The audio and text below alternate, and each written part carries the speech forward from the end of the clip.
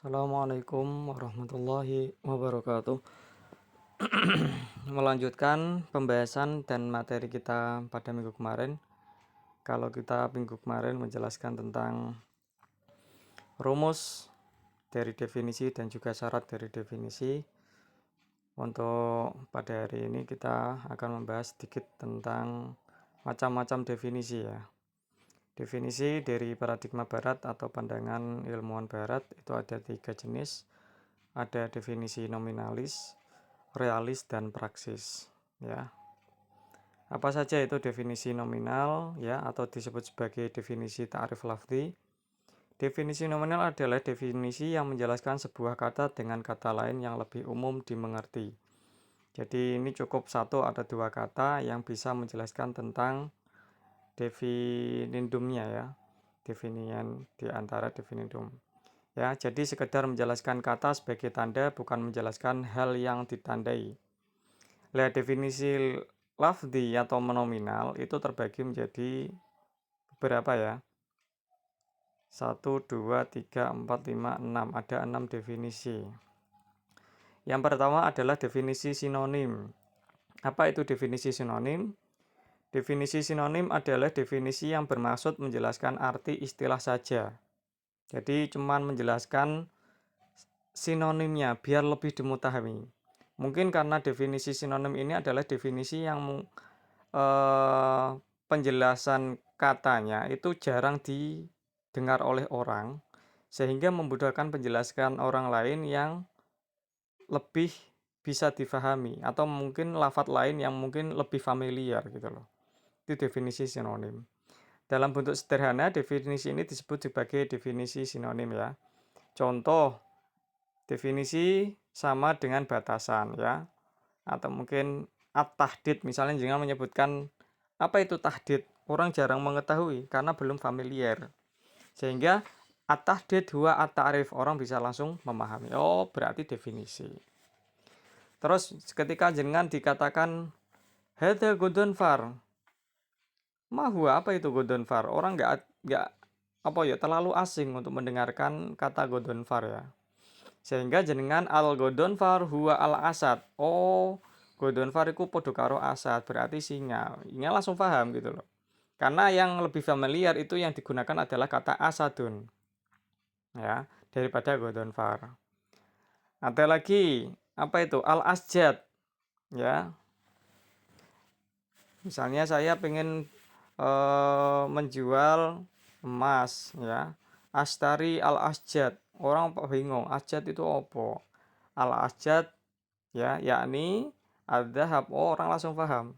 Yang dimaksud orang ini mau yang namanya menjual yang namanya emas gitu loh. Gitu. Al-yaro itu orang jarang mendengar. Apa itu istilah yaro itu? Terus ketika sudah difahami, al-yaro huwa al-qalam. Oh, paham. Yang dimaksud yaro itu adalah pena kan gitu.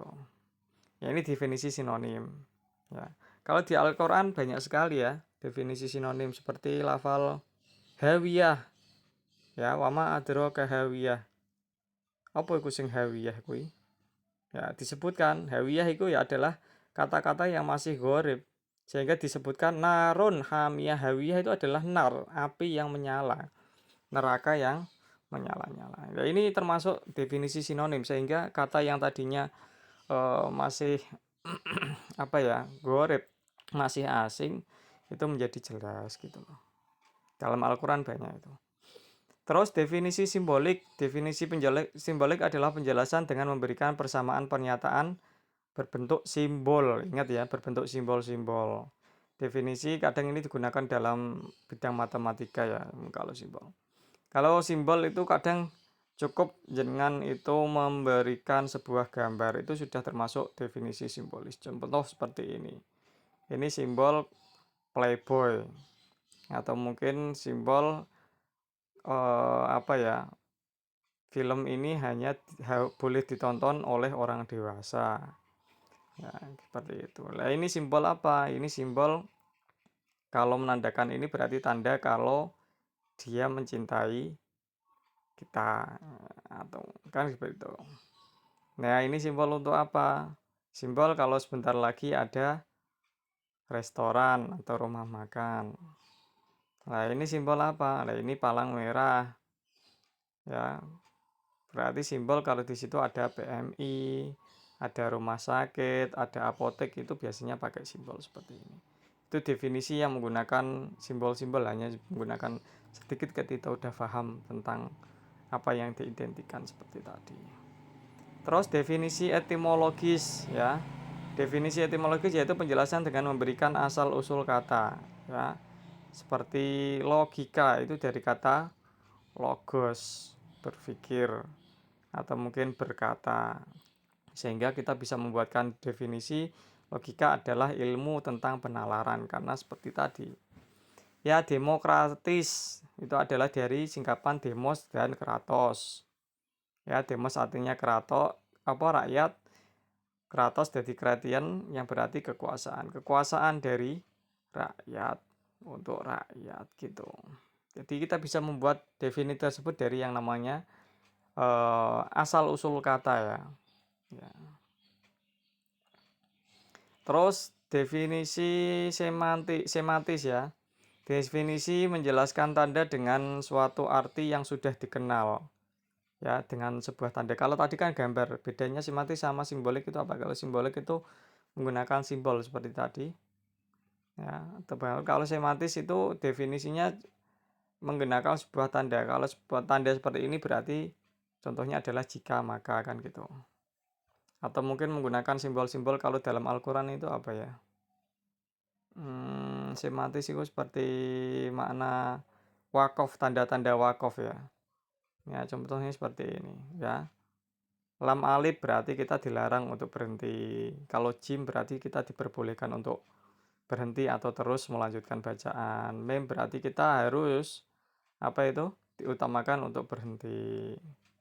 Ya, wajib untuk berhenti, lazim di sini, bukan diutamakan. Terus yang sholah itu lebih baik diteruskan atau lebih baik diwasolkan. Kolam gitu lebih baik untuk berhenti ya. Itu ada tanda-tandanya itu. Ya, tanda ini dinamakan tanda yang sudah dikenal, ini tanda semantis. Kemudian definisi stipulatif yaitu penjelasan dengan cara memberikan nama atas dasar kesepakatan bersama. Ya, ini memang kalau di sini definisi yang sesuai dengan sebuah keilmuan itu stipulatif.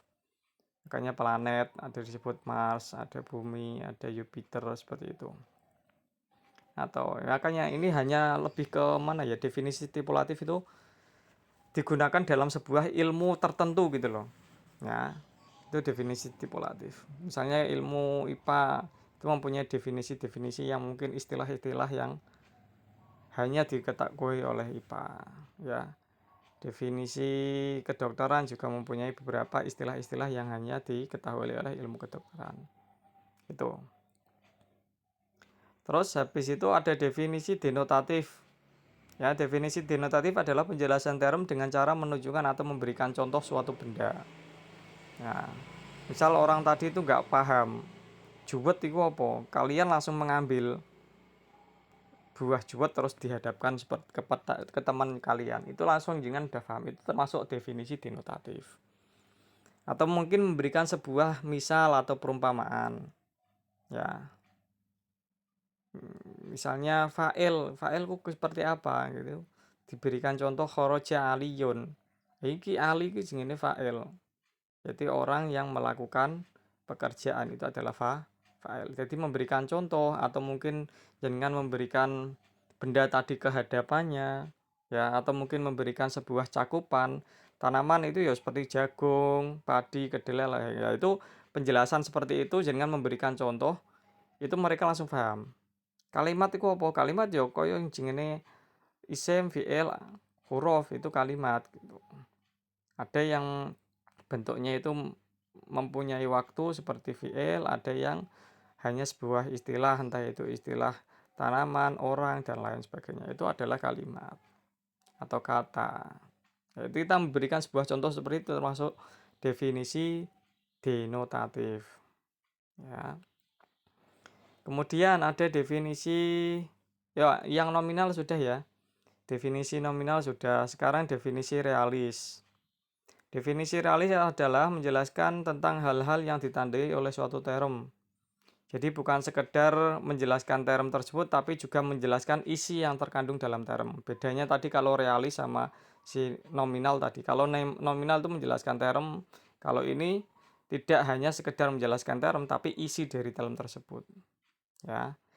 Nah, definisi realis itu banyak sekali bagian-bagiannya. Di antara ada definisi esensial.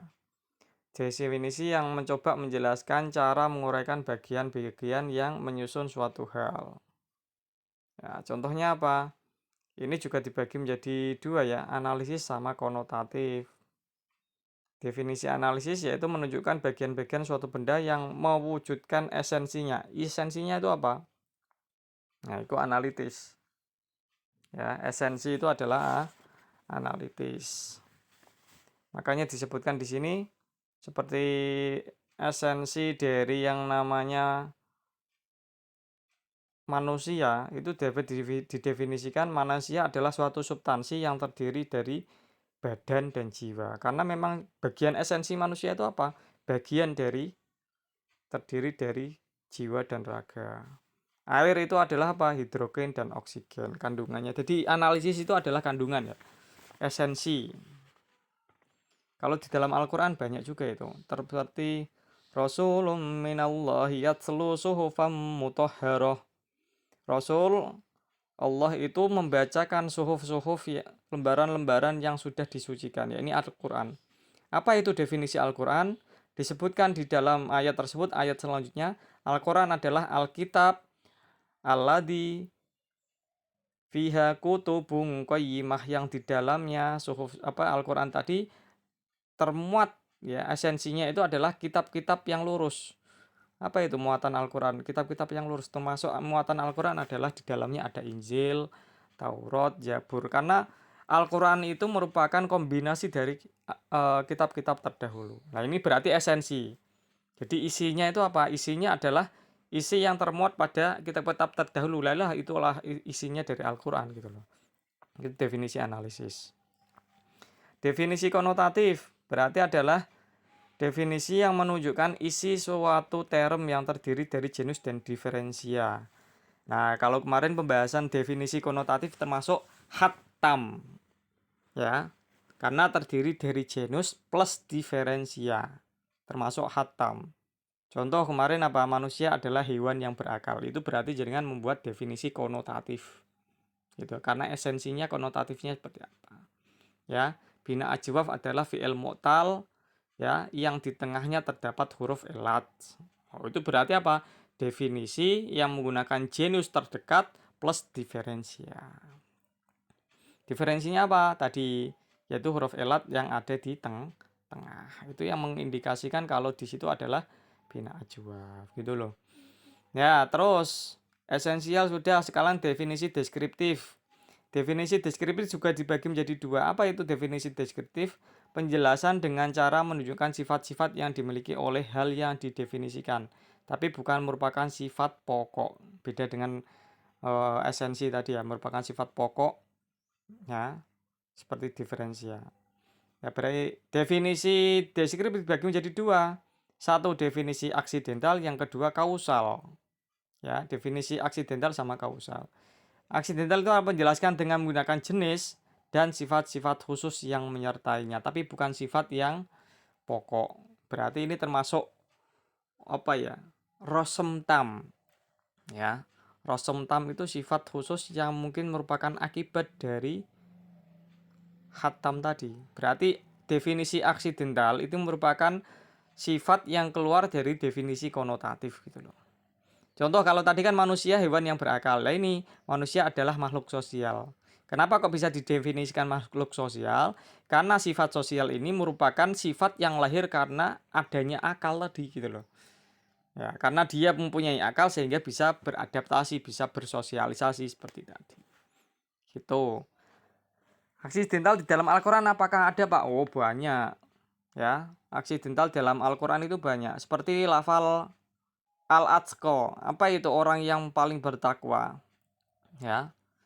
Aslinya takwa itu kan ayyaku mal muslim ta'atullah wa ibadatullah. Orang muslim yang melakukan hak-haknya dengan taat kepada Allah dan beribadah kepada Allah itu takwa secara definisi denotatifnya. Ya. Tapi ini dijelaskan di dalam Al-Qur'an alladzi yu'ti malahu yatazakka, yakni adalah orang yang bertakwa adalah orang yang mengeluarkan uangnya untuk membersihkan dirinya. Ya, ini salah satu sifat yang lahir karena dia itu taat kepada Allah sehingga dia mau menyedekahkan hartanya ke jalan Allah. Berarti sifat definisi alladzi yu'ti malahu yatazakka itu termasuk definisi aksidental, sifat yang keluar dari sifat takwa tadi, yaitu muslim yang taat kepada Allah dan ibadah. Apa itu bukti taatnya? Yaitu orang tadi mau membelanjakan hartanya ke jalan Allah. Berarti ada di dalam Al-Qur'an. Nah, nyoba nanti jangan cari itu, definisi-definisi aksidental. Ya, banyak sekali itu. Shiratal mustaqim, apa itu disebut shiratal mustaqim? Dijelaskan dalam Al-Qur'an, shiratal ladzina an'amta 'alaihim ghairil maghdubi 'alaihim waladdallin. Itu termasuk aksidental juga itu. Jalan yang lurus adalah jalan yang mana hanya diberikan Allah untuk pada orang-orang yang diberikan nikmat, bukan untuk orang-orang yang terdolimi, kan gitu. Terus ada lagi definisi kausal.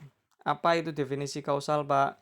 Penjelasan dengan cara menyatakan bagaimana suatu hal tadi terjadi atau terwujud. Jadi kalau kausal itu lebih ke sebab akibat ya.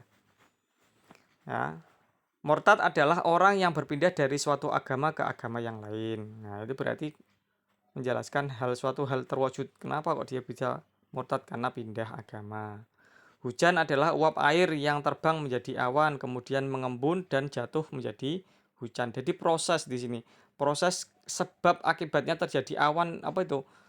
Hujan itu apa? Uap air yang kemudian tadi menjadi awan, kemudian ketika sudah awan mengembun dan jatuh ke bumi. Itu sebab terjadinya. Nah, ini mendefinisikan seperti ini loh, dinamakan definisi kausal. Ya. Di Al-Qur'an juga ada itu. Apa itu? Nah, ini di surat An-Nur. Tahukah engkau melihat bahwa Allah menjadikan awan bergerak perlahan kemudian mengumpulkannya? Ini definisi kausal ini. Apa sih yang dinamakan hujan? Yaitu al-mator anallah yujzi sahaban, sing dingani hujan itu Allah itu mengumpulkan tadi ya. Awan yang bergerak kemudian dikumpulkan, summa yu'allifu bainahu summa yas'aluhu rukaman, kemudian Allah menjadikannya awan tadi bertumpuk-tumpuk sehingga menjadi hitam ya. Karena sudah bertumpuk-tumpuk ya. Dari situlah ada sebuah celah-celah ya, butiran-butiran es. Ya, ketika butiran es tersebut kena yang namanya matahari kemudian mencair dan menjadi yang namanya air hujan. Ini definisi yang dinamakan definisi kausal. Ya. Dalam surat An-Nur ayat 43. Ya. Berarti ada semua itu, aksidental ada, konotatif ada, analisis ada gitu. Terus definisi realis sudah, definisi praksis. Praktis adalah penjelasan tentang sesuatu ditinjau dari segi penggunaan dan tujuan yang sederhana. Lah praksis ini dibagi menjadi dua ya, operasional sama persuasif. Operasional adalah penjelasan suatu term dengan cara menegaskan langkah-langkah. Ingat ya, langkah-langkahnya itu seperti apa. Pengujian khusus harus dilaksanakan dengan metode pengukuran. Ya, operasional juga dibagi menjadi dua, kualitatif sama kuantitatif. Kalau kualitatif itu menjelaskan langkah-langkah tentang isinya, kekuatannya, dan prosesnya. Contoh, misal magnet adalah logam yang dapat menarik gugus besi. Itu berarti apa? Lebih ke kekuatan ya. Logam yang dapat menarik gugus besi. Emas adalah logam jika diuji secara fisik dan kimiawi ternyata mengandung unsur yang bernilai. Berarti apa? Isi. Ya. Berenang gaya kupu-kupu merupakan turunan gaya dada dengan posisi dada menghadap ke bawah. Nah, sampai seterusnya termasuk proses. Nah, gitu. Jadi, ini dinamakan kualitatif. Dalam Al-Qur'an apakah ada, Pak? Banyak. Ya, tentang penjelasan hari kiamat itu. Al-Qari'atu mal-Qari'ah. Wa ma adraka mal qari'ah, yauma yakunun nasu kal farasil mabsus. Itu kan lebih ke apa ya, penjelasan kekuatan tentang keterjadinya hari kiamat. Hari kiamat itu seperti apa sih gambarannya? Kualitatifnya itu gambarannya seperti apa? Kekuatannya seperti apa?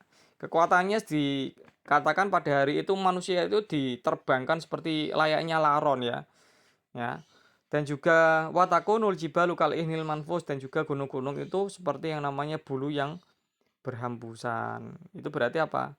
Menjelaskan lebih ke kekuatannya, atau mungkin lebih ke proses, atau mungkin terjadinya. Lailatul Qadri al-lailatu allati tanazzalul malaikatu warruhu fiha biidzni rabbihim min kulli amrin salamun hiya hatta matla'il fajar. Berarti lebih ke kualitatifnya di situ. Ya, menjelaskan ke misalnya apa itu yang namanya kenduren. Kenduren itu yang dimana acaranya pertama adalah iftitah, kedua mungkin tahlil. Lah itu berarti lebih ke apa? Proses gitu loh. Nah, kemudian definisi kuantitatif adalah berdasarkan banyaknya. Misal, kita mendefinisikan tentang panjang. Panjang adalah jumlah kali ukuran standar memenuhi jarak. Nah, itu definisi kuantitatif. Ya, terus dari yang sudah operasional, ada definisi persuasif. Apa itu definisi persuasif? Penjelasan dengan cara merumuskan suatu pernyataan yang dapat mempengaruhi orang lain. Lah, mempengaruhi orang lain itu ada yang bersifat iming-imingan. Apa itu surga? Al-jannah huwa tajri fiha. Misalnya di dalamnya itu ada ya apa itu sungai yang mengalir ya. Alladzi yantawi 'alaiha alma wal asal. Ada yang terdiri dari yang namanya air yang jernih, ada yang terdiri dari madu, ada yang terbuat dari apa itu susu. Nah, ini berarti definisi seperti itu kan membuat orang itu tergiur gitu loh. Yaitu penjelasan secara persuasif. Ada yang sifat persuasifnya dengan cara menakut-nakuti, itu juga ada. Seperti apa ya? Menakut-nakuti. Itu tentang hutomah. Wama adrokamal hutomah. Apa itu yang dinamakan hutomah? Narullahil muqaddah, api yang dinyalakan oleh Allah. Allah titatoli'u alal ifdah, yang sampai membakar habis hati, hampir tulangnya itu, kulit-kulitnya habis semua. Itu kan seolah-olah apa? Menakut-nakuti kita itu. Ya, biar orang tadi itu mau melaksanakan atau mungkin menghindari dari api neraka. Biar kita tidak termasuk golongan orang yang masuk neraka hutomah. Itu apa? Kita ditakut-takuti seperti itu. Ya, cara persuasifnya dengan cara iming-imingan yang baik atau mungkin menakut-nakuti.